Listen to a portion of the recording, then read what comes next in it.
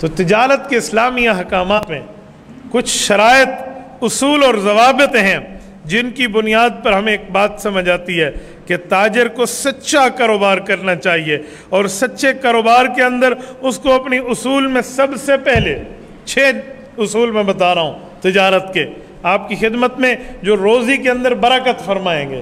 یہ اسلامی 6 اصول ہیں، آپ ان کو سنیے، اور تاجر ہیں تو آپ ان کو اپنی زندگی میں لاگو فرمائیے، پھر آپ دیکھیں آپ کی تجارت نفع بند کیسے نہیں ہوتی۔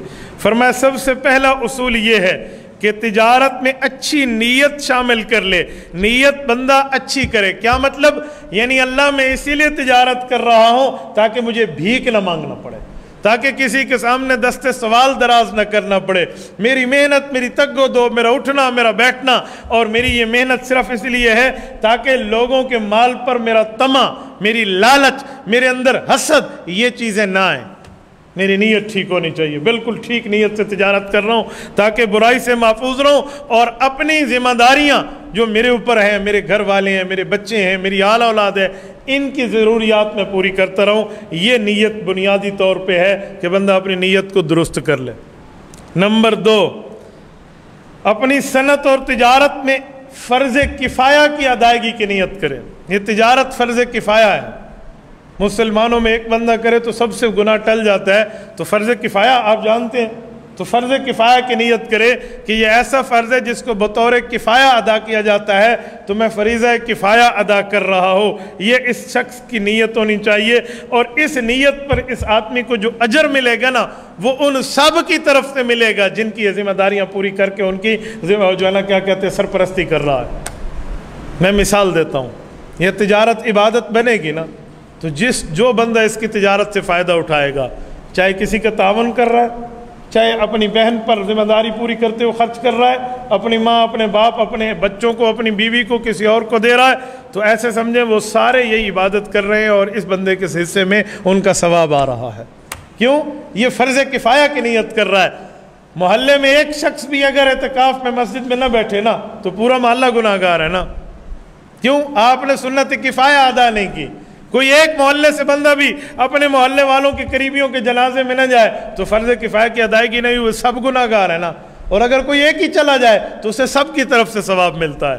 تو یہ تاجر فرض کفایہ کی ادائیگی کی نیت کرے کہ میں ٹھیک کام کی نیت کر رہا ہوں، اس کی وجہ بنیادی یہی ہے تاکہ میں فرض کفایہ ادا کروں اور باقیوں کو بھی گناہوں سے بچاؤں اور ان کا اجر بھی میں اپنے لیے لے لوں۔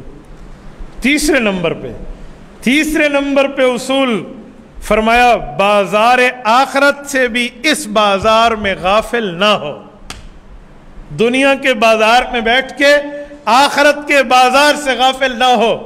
دنیا کے بازار میں محنت کریں گے اجرت ملے گی، آخرت کے لیے محنت کریں گے آپ کو ثواب ملے گا، یعنی نماز قضا نہ ہو، تجارت کی وجہ سے یہ روزہ نہ چھوڑے، تجارت کی وجہ سے کوئی ایسا غلط کام نہ کرے جو غلط کام اس بندے کو کہاں سے کہاں تک لے جائے۔ میں مثال دے رہا ہوں، رسول اللہ صلی اللہ علیہ وسلم کی حدیث پاک کا مفہوم ہے، توجہ رکھنا۔ فرمایا کہ اللہ کو پسندیدہ جگہیں جو ہیں وہ مسجدیں ہیں، اور رب کے ہاں مبغوض جگہیں جن سے نفرت ہے وہ بازار ہیں۔ احب البلاد الی اللہ مساجدها وابغض البلاد الی اللہ اسواقها۔ تو جہاں بری جگہیں ہیں وہ کیوں ہیں کہ وہاں گناہوں کا سامان بڑی کثرت سے مل جاتا ہے، وہ بد نظری ہو یا وہ کچھ اور بھی ہو آسانی سے مل جاتا ہے۔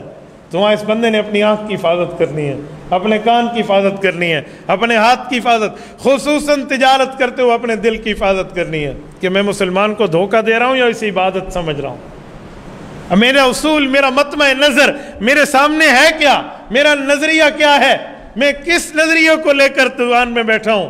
تو یہ بندہ بازار آخرت سے غافل نہ ہو۔ آخرت کے بازار کا مطلب یعنی اس بندے کو نمازوں کی پابندی کرنی چاہیے۔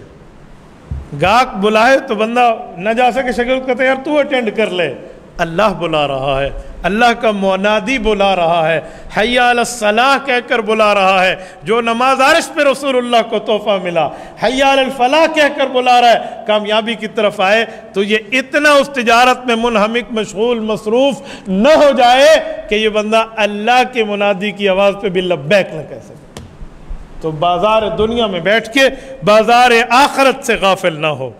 चौथी चीज़, वहाँ पर बैठकर ये तिलावतें तो नहीं कर सकता, ये मुआमले में मसरूफ़ है। फ़ारिग वक़्त मिले तो और बात है, लेकिन ये तिजारत में मसरूफ़ है, लेने देने में, ख़रीदो फ़रोख्त में। हाँ, एक काम करे तो इस शख्स की तिजारत इबादतों में आला दर्जे पर इबादत बनेगी। वो क्या है? अपनी ज़बान को अल्लाह के ज़िक्र से रत्बुल लिसान रखे। ज़बान से नहीं कह सकता तो अपने दिल को अल्लाह की तरफ मुतवज्जे रखे। ज़बान से कहना बंदे को आसानी से, ये काउंटर मिलता है, ये हाथ पे रख ले। एक बंदा मुझे कहने लगा रियाकारी है। मैंने कहा तुम्हें किसने कहा है तस्बीह हाथ में रखना रियाकारी है? तुम्हें पता है रियाकारी का ताल्लुक ज़ाहिर से नहीं होता, दिल से होता है। रियाकारी का ताल्लुक दिल से। तुमने दूसरे का दिल फाड़ के देखा है कि वो अल्लाह के लिए नहीं कर रहा, लोगों के लिए कर रहा है? इतना जल्दी भी फतवे की मशीन न चला लिया करे ना। एक बंदा अल्लाह के लिए पढ़ रहा है, अपने याद रखने के लिए काउंटर रखा है, हम उसको रियाकार नहीं कहेंगे।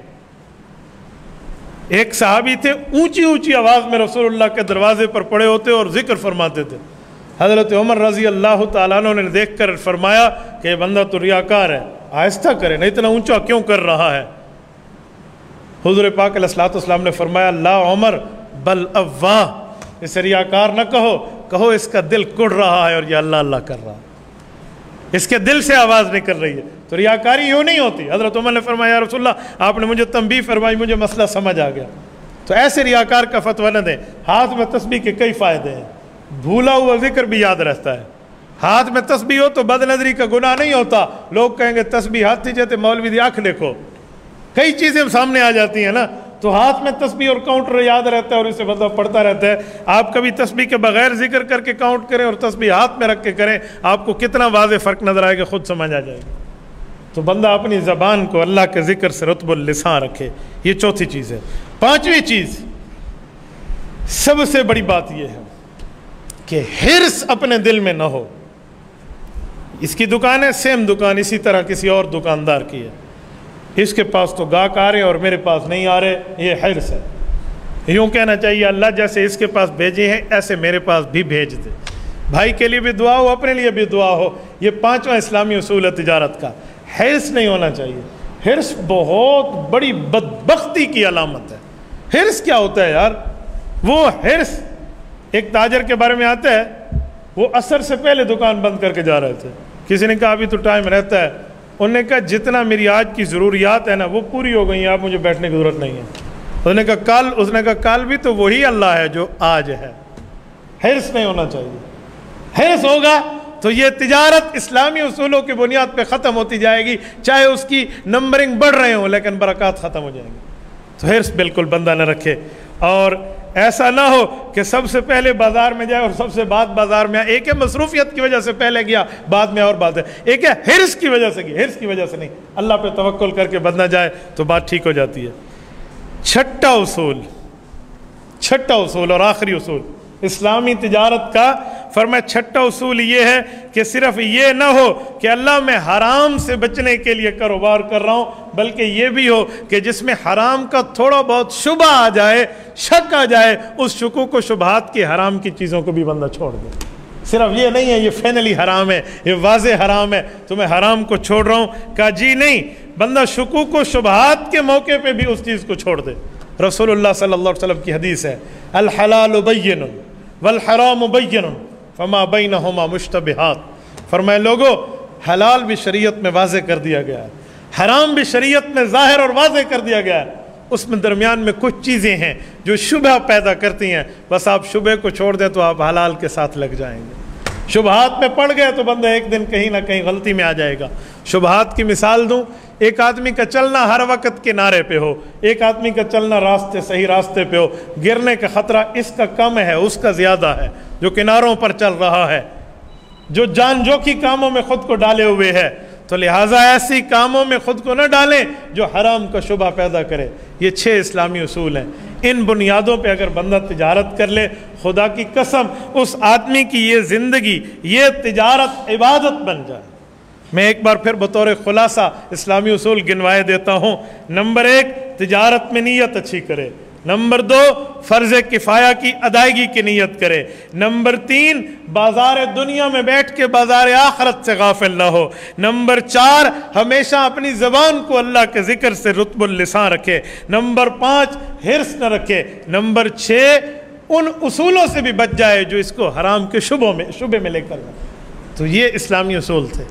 تبارك الذي نزل الفرقان على عبده ليكون للعالمين نذيرا.